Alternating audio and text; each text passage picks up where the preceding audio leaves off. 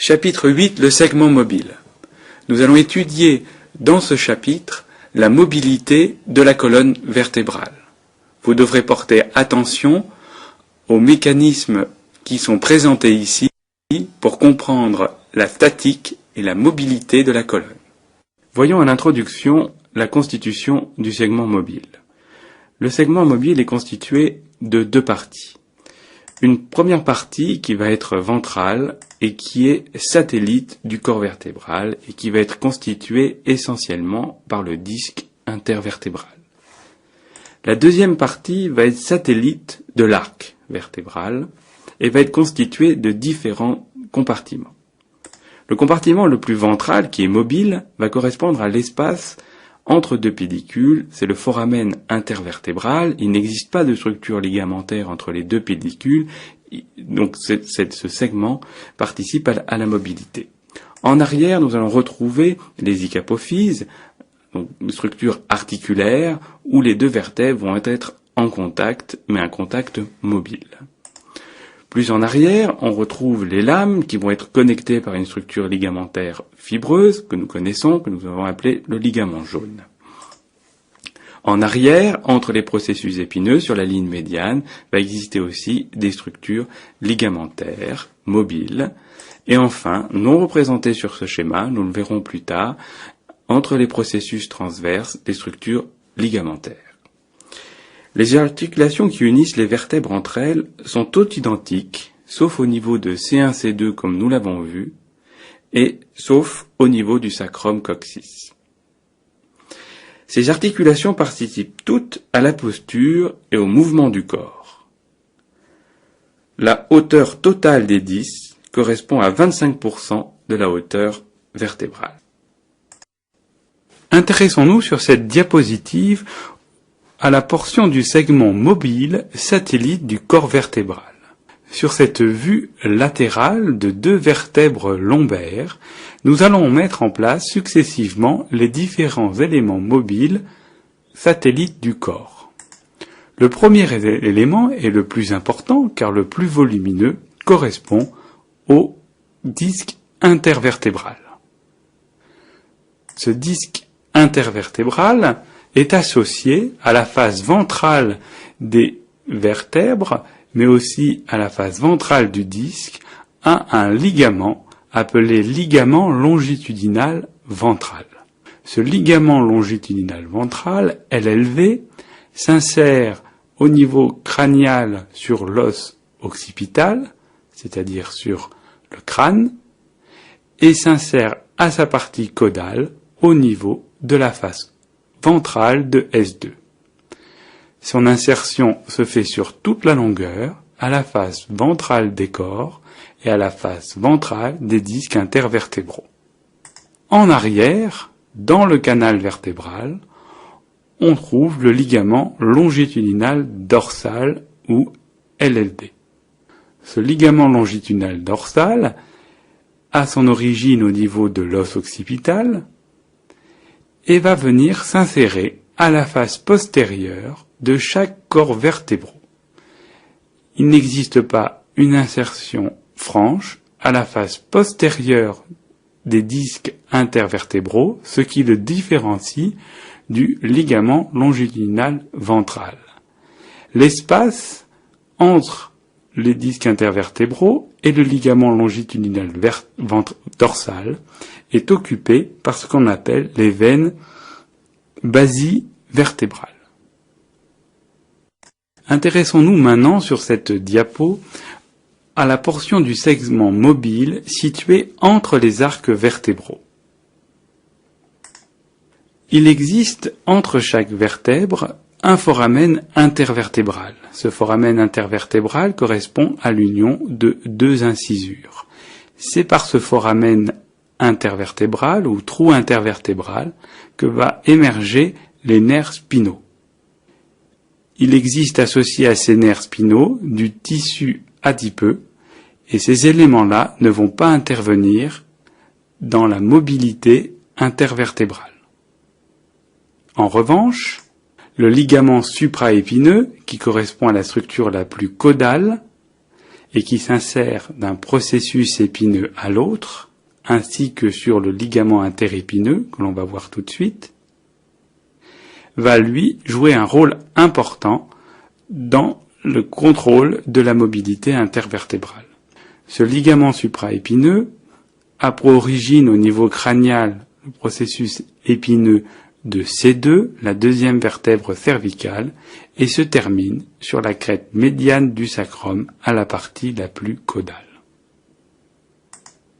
Associé à ce ligament supraépineux, les articulations zygapophysaires, qui vont jouer un rôle important dans la mobilité intervertébrale. Il s'agit de véritables articulations avec un manchon fibreux, une synoviale et deux surfaces articulaires en contact.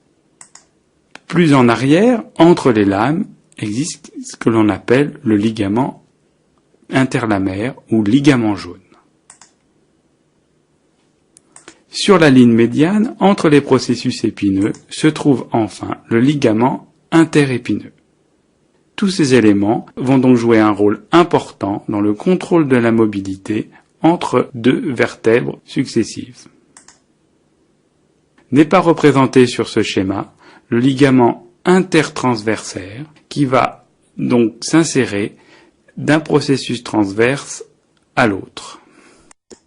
Voyons plus en détail l'anatomie du disque intervertébral. Nous allons pour cela réaliser une coupe médio-sagittale de deux vertèbres lombaires et étudier ce que l'on appelle le complexe corporéo-discal. Nous remettons en place les ligaments longitudinaux avec le ligament longitudinal ventral à la face ventrale des corps vertébraux et le ligament longitudinal dorsal à la face dorsale des vertèbres dans le canal vertébral. On place ce qu'on appelle le cartilage hyalin qui va se situer à la face caudale ou crâniale du corps vertébral et qui va être le site d'insertion du noyau. Le noyau est constitué d'un centre que l'on nomme le nucleus pulposus ou noyau pulpeux. Il s'agit d'une substance gélatineuse qui est molle et qui contient 70 à 80% d'eau. Sa densité, et donc sa hauteur, réduit avec l'âge. Il est intéressant aussi de constater qu'au cours de la journée, après une station debout prolongée, le nucleus pulposus va se vider en partie de son contenu hydrique et on va donc perdre quelques centimètres sur la journée. Au cours de la nuit, en position allongée, les corps vont se réhydrater et reprendre leur hauteur physiologique. Est donc représenté ici le nucleus pulposus. Autour du nucleus pulposus, nous avons une structure fibreuse appelée annulus fibrosus. Il est important de constater que le nucleus pulposus est légèrement décalé en arrière et ne se situe pas exactement au centre des corps vertébraux. Voyons plus en détail maintenant le disque intervertébral. C'est représenté ici sous la forme d'un schéma sur une vue postéro-latéro-crâniale. Mettons en place tout d'abord au milieu du disque le nucleus pulposus.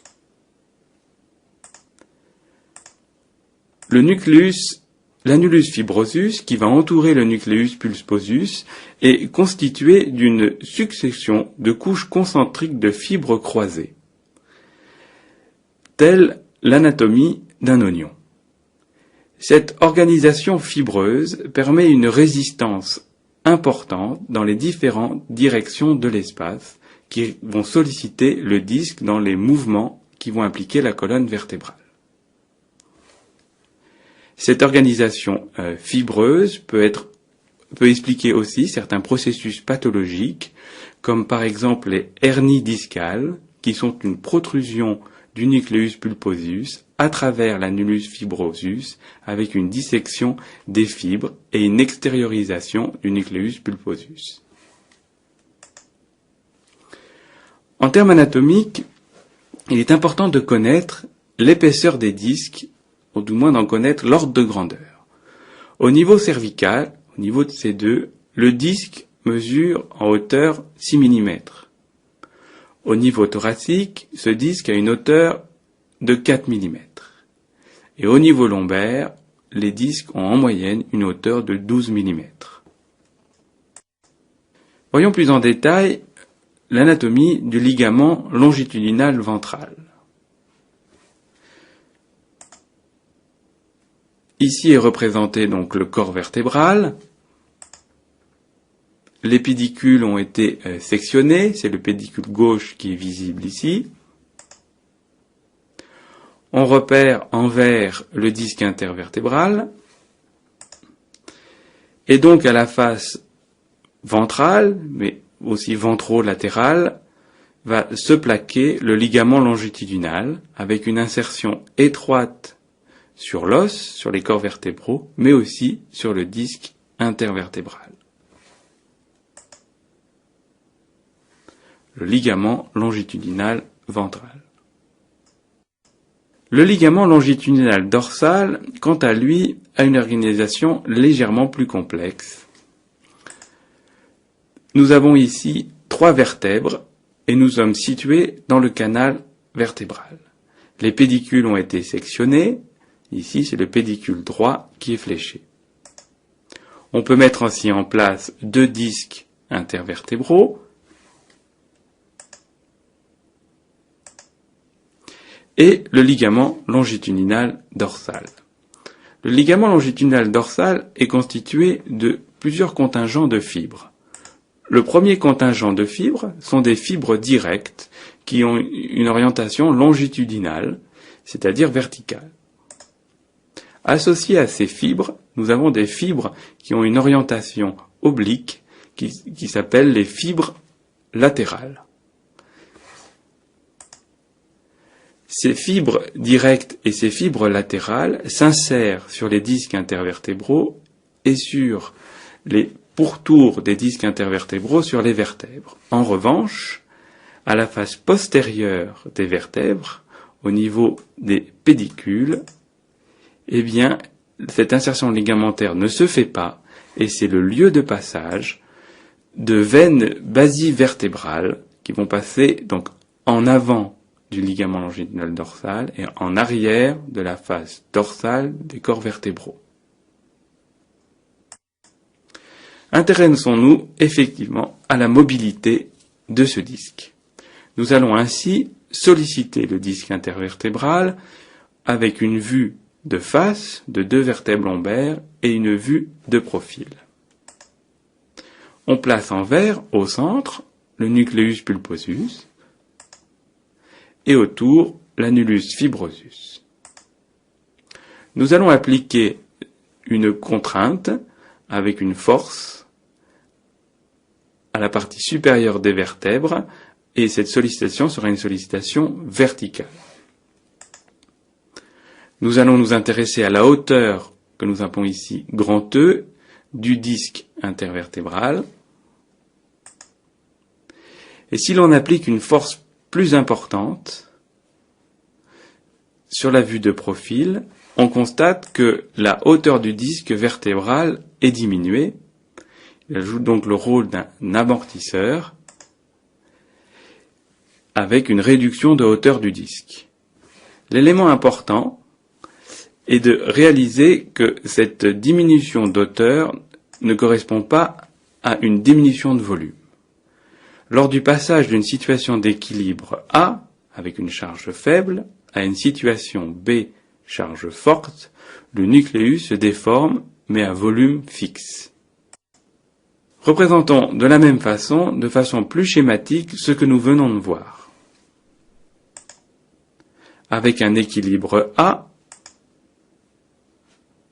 et un équilibre B. Le nucleus pulposus est représenté ici en vert, au milieu,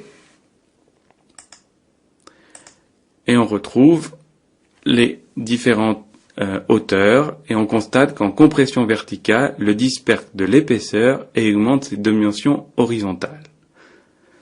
C'est ainsi que nous sommes en volume constant. Réalisation de sollicitation asymétrique du disque. Nous reprenons notre vue latérale de 2 vertèbres lombaires ainsi que notre vue de face. La situation A correspond à une inclinaison ventrale, c'est ce qu'on nomme une flexion. Sur le schéma B, on a une inclinaison latérale. Ici, c'est une inclinaison latérale gauche. Observons les mouvements au niveau du disque intervertébral. On représente ici le nucleus pulposus en vert, et vous voyez que l'inclinaison latérale gauche refoule le nucleus pulposus sur la droite.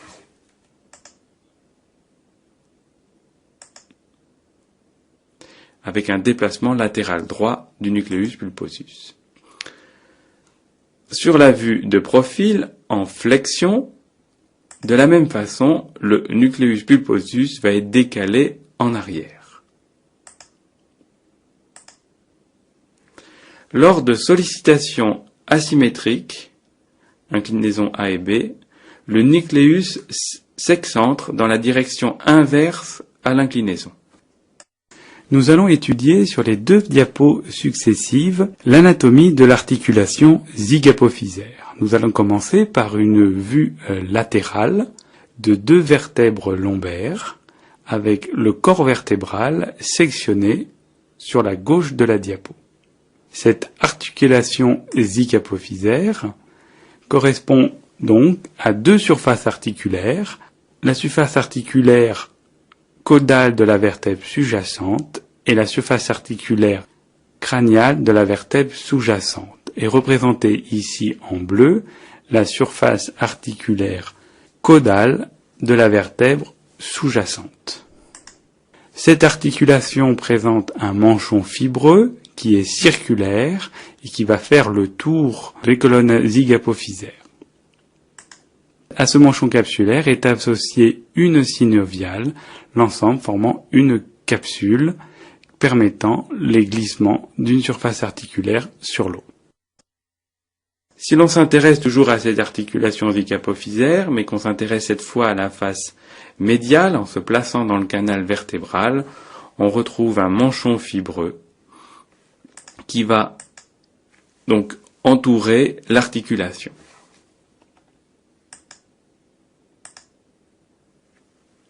Ce manchon donc est donc un manchon circulaire. Sur ce schéma, nous allons voir l'anatomie du ligament transverse. Eh bien, ce ligament transverse, tout simplement, s'insère d'un processus transverse à l'autre. Et il a un trajet vertical. Est représenté ici le ligament transverse droit. Il existe un homologue contralatéral à gauche qui n'est pas représenté ici. L'anatomie du ligament jaune. Nous sommes ici dans le canal vertébral et on regarde on a une orientation dorsale à partir du canal vertébral. Les pédicules ont été sectionnés de la vertèbre sous-jacente et de la vertèbre sous-jacente. On repère latéralement le contact entre 2 vertèbres qui se fait à travers les zygapophyses avec la capsule zygapophysaire. On retrouve sur la vertèbre sous-jacente la lame avec le bord crânial et on retrouve en dessous, sur la vertèbre sous-jacente, la lame qu'on a appelée lame caudale. Le ligament jaune ou ligament interlamaire va s'insérer d'une lame à l'autre. Sur ce schéma, il s'insère de la lame crâniale à la lame caudale. L'insertion crâniale se fait sur la face ventrale et à la partie caudale de la lame crâniale. L'insertion sur la lame caudale se fait à la face dorsale, au bord crânial de la lame. On a ainsi un chevauchement tel les tuiles d'un toit.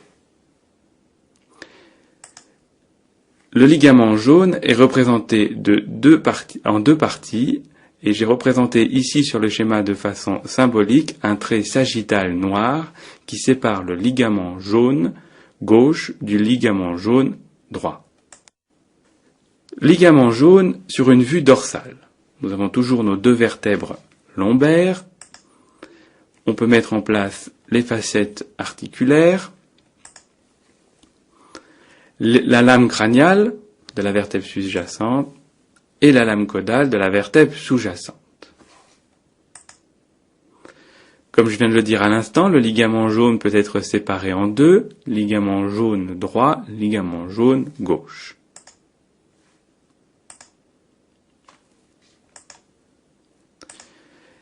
Ce qui nous importe ici est représenté en pointillé sur la lame crâniale, c'est l'insertion crâniale de ligament jaune. Vous voyez que l'insertion crâniale du ligament jaune se fait à la face ventrale de la lame. Alors qu'au niveau caudal, l'insertion se fait à la face dorsale de la lame. Il existe plusieurs ligaments annexes au processus épineux et nous allons les voir en détail.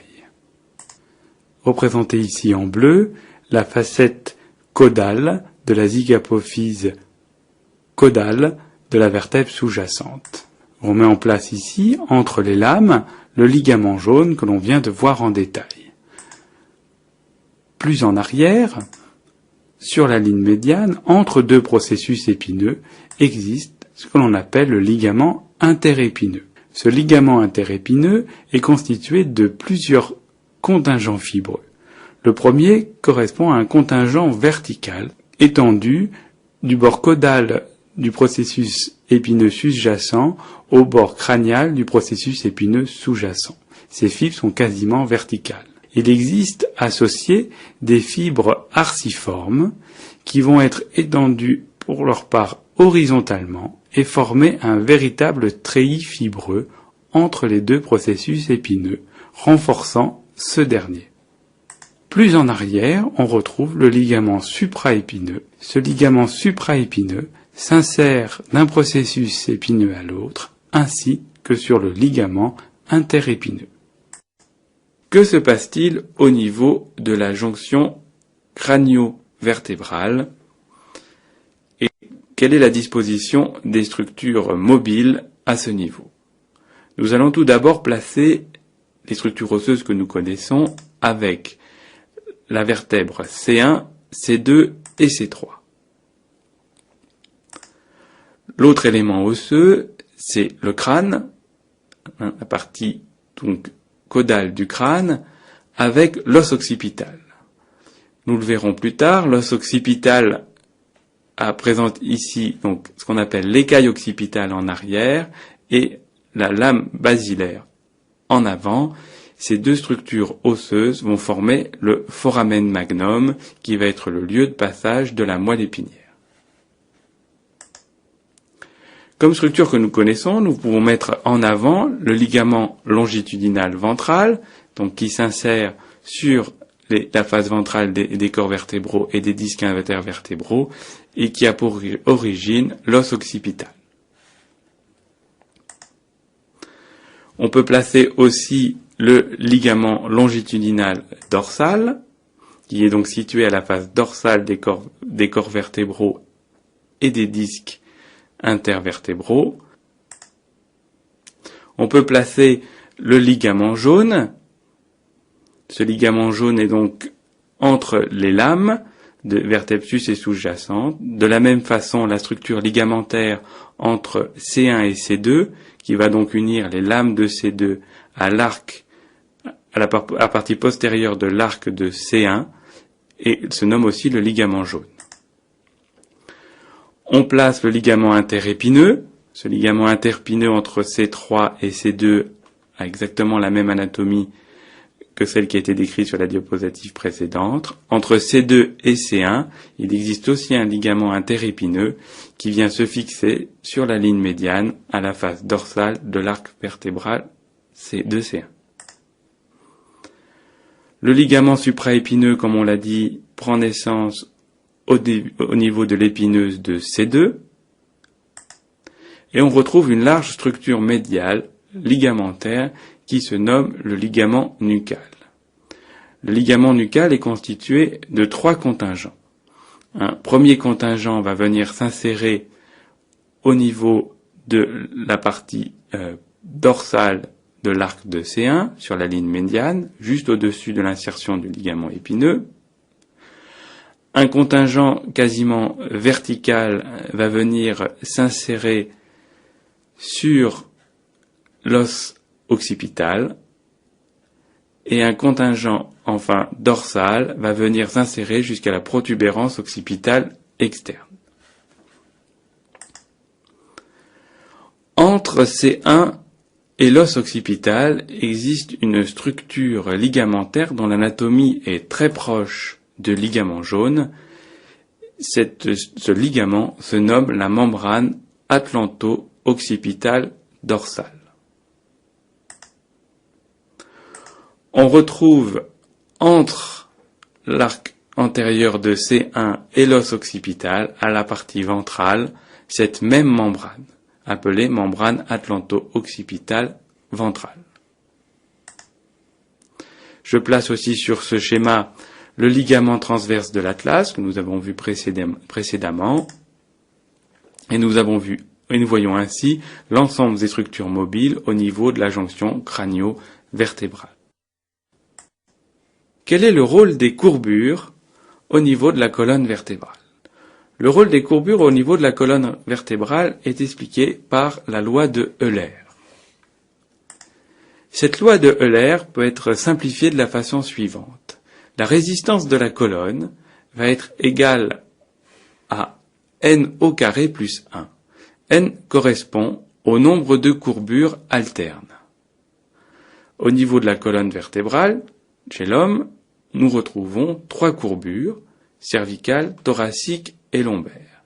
La valeur de n est donc 3. L'intérêt de ces courbures est donc de multiplier par un facteur 10 la résistance de la colonne vertébrale. Sur le plan anatomique, il est intéressant de s'intéresser aux trabécules osseux de la vertèbre.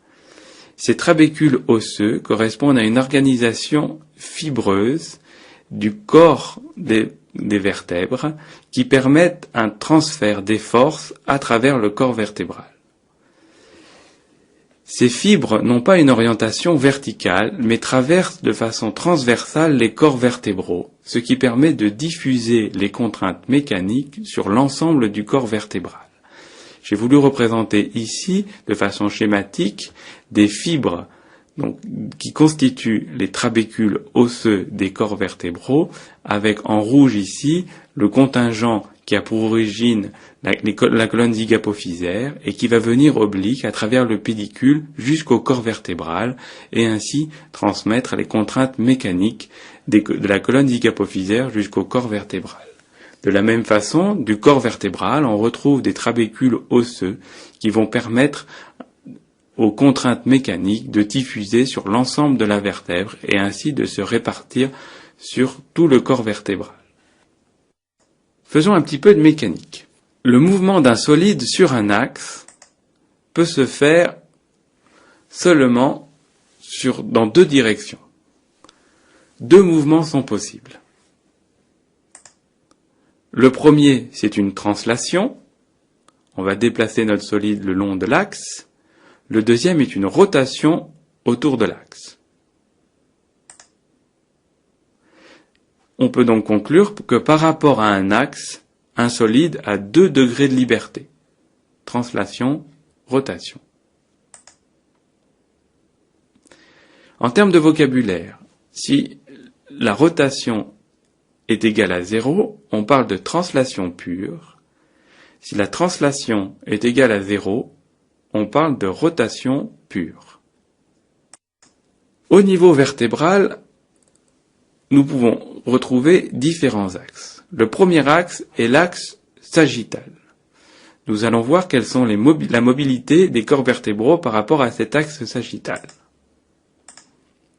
Sur une vue de face, la rotation autour de l'axe sagittal correspond à une inclinaison latérale une inclinaison latérale droite ou une inclinaison latérale gauche.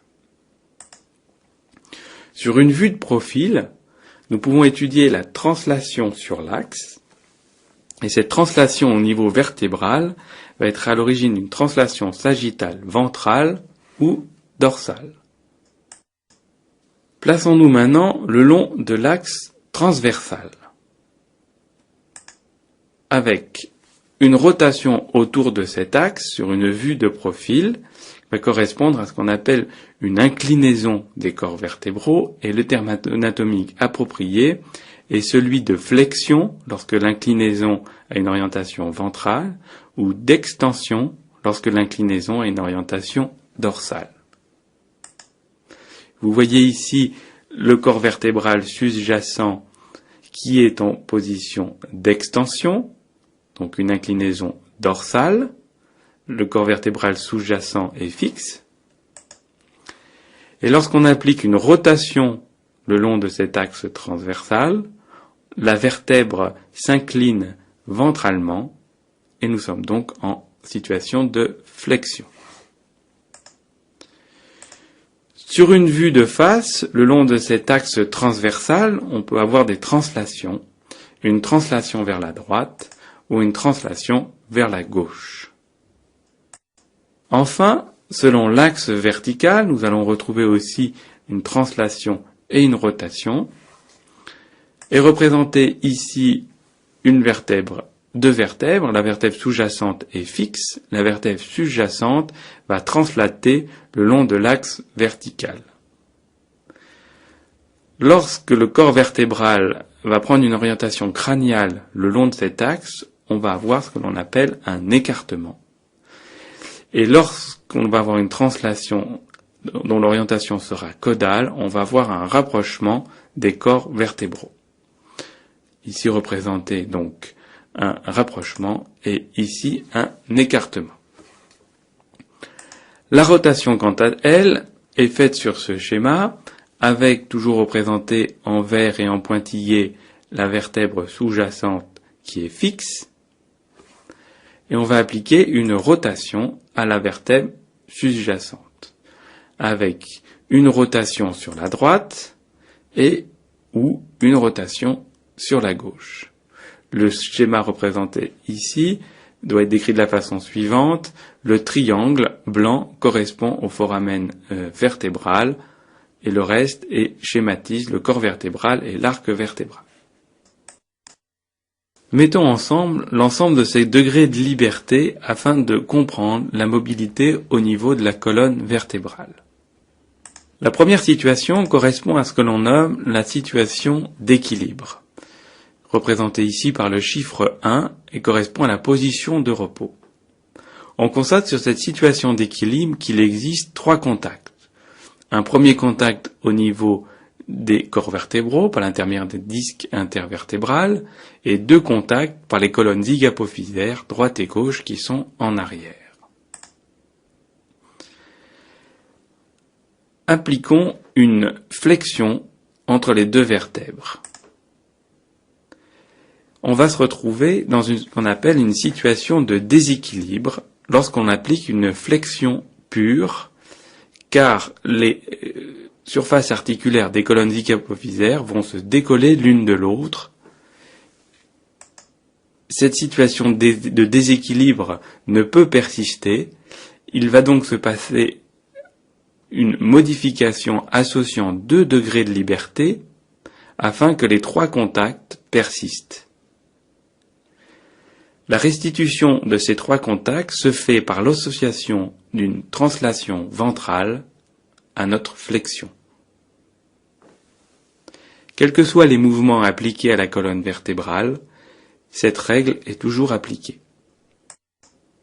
La description de ce processus va passer à travers cette diapositive de texte. Au total, un disque intervertébral est un dispositif articulaire qui autorise 6 mouvements élémentaires. On a vu qu'autour de chaque axe, nous avions soit une rotation, soit une translation.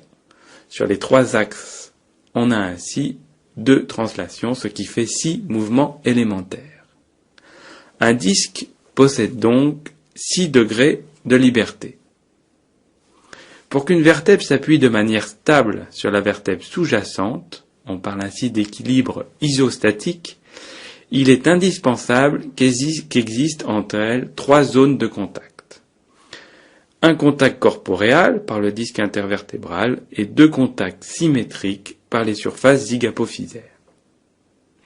L'obligation du contact en 3 zones de 2 vertèbres voisines, quel que soit le mouvement, impose la combinaison de plusieurs mouvements de translation et de rotation au niveau du disque intervertébral.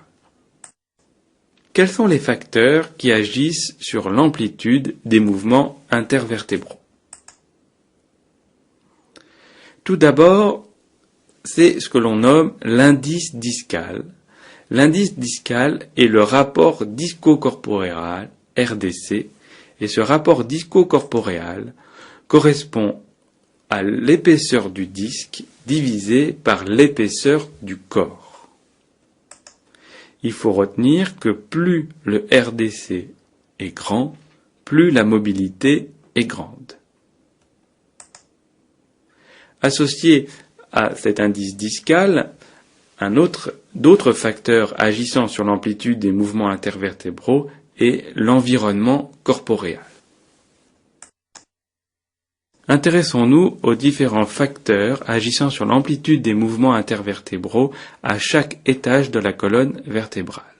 Tout d'abord au niveau cervical.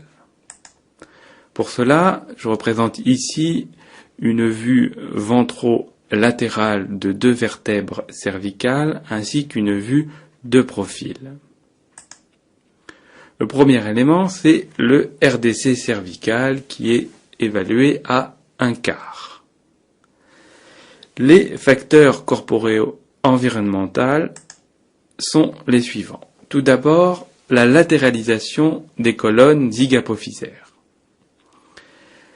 Les colonnes zygapophysaires au niveau cervical sont latéralisées, contrairement à ce qu'on trouve sur le reste de la colonne vertébrale, et cette latéralisation va limiter l'amplitude des mouvements au niveau cervical.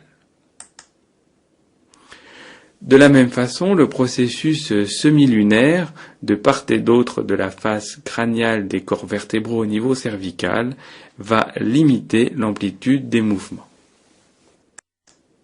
Au niveau thoracique, le RDC est à 1/7, et c'est surtout la présence des côtes, du grille costal, au niveau thoracique qui va limiter de façon majeure les amplitudes de mouvement des vertèbres thoraciques. De la même façon, les processus épineux qui sont inclinés, qui sont davantage obliques, vont limiter aussi certains mouvements. Au niveau lombaire, le RDC est de 1/5, et c'est la dimension sagittale et transversale proéminente de cette vertèbre qui va limiter l'amplitude de mouvement. Étudions les différents mouvements au niveau de la colonne vertébrale. Tout d'abord, les mouvements de flexion et d'extension. Il est à noter ici que sur les valeurs qui vont être données, nous tenons compte de la mobilité au niveau de la jonction crânio-vertébrale. Nous sommes bien sûr en position anatomique de référence, c'est la position neutre. Que se passe-t-il au niveau cervical en termes de mobilité? La flexion est de 70 degrés au niveau cervical et de 80 degrés en extension. Si l'on détaille davantage au niveau des vertèbres cervicales, au niveau de l'occiput et de C1, la flexion-extension, la somme de la flexion et de l'extension est de 15 degrés. Entre C1 et C2, en flexion-extension, on peut obtenir 15 degrés aussi. On a ainsi une répartition de la mobilité sur 7 vertèbres et qui implique 8 segments mobiles. Au niveau de la colonne thoracique, l'amplitude est franchement limitée par la grille costale, malgré le nombre plus important de segments mobiles. On a ainsi en flexion 30 degrés et en extension 40 degrés. On a une répartition de la mobilité sur 12 vertèbres avec 12 segments mobiles. Au niveau de la colonne lombaire, l'amplitude est plus importante et équivalente en flexion-extension et évaluée à 45 degrés. À ce niveau-là, 5 vertèbres sont impliquées dans la mobilité ainsi que 5 segments mobiles. Étudions maintenant les mouvements d'inclinaison latérale de la colonne vertébrale. Ces mouvements sont symétriques par rapport à l'axe vertical, à droite et à gauche. Au niveau de la colonne cervicale, l'amplitude est de 20 degrés. Il est important de noter à ce niveau qu'il n'existe aucune inclinaison latérale entre l'occiput et C1 et entre C1 et C2. L'inclinaison latérale au niveau thoracique est de 30 degrés à droite et à gauche. Au niveau de la colonne lombaire, l'amplitude est la moins importante avec une inclinaison latérale de 20 degrés à droite et à gauche. Mouvement de rotation droite ou gauche. Au niveau de la colonne cervicale, la rotation totale est de 50 degrés à droite, 50 degrés à gauche. Au niveau occiput C1, la rotation est de 0 degré. En revanche, au niveau de C1-C2, la moitié de la rotation cervicale se fait. On a donc une rotation de 25 degrés à droite ou à gauche, rien qu'au niveau des vertèbres C1-C2. Au niveau thoracique, la rotation globale de la colonne thoracique est de 30 degrés à droite, 30 degrés à gauche. Au niveau de la colonne lombaire, la rotation est de plus ou moins 15 degrés à droite, plus ou moins 15 degrés à gauche. Sur ce tableau est récapitulé l'ensemble des amplitudes de mouvement de la colonne vertébrale. Ce sont les mêmes chiffres que sur les diapos précédentes, mais c'est une vue d'ensemble qui permet de retenir un certain nombre de points. Tout d'abord, c'est le rôle dans la mobilité de l'articulation C1-C2. Son rôle essentiel est dans la rotation droite-gauche de la colonne cervicale. L'autre élément, c'est qu'au niveau cervical, l'articulation occiput C1 n'intervient que dans la flexion et l'extension cervicale. Enfin, la colonne thoracique est limitée dans la plupart de ces mouvements par la cage thoracique. Il faut retenir que cette diminution diminue d'un quart vers 50 ans et de moitié vers 75 ans. Cette diminution est en rapport avec le vieillissement des structures, la perte d'élasticité et l'installation d'arthrose.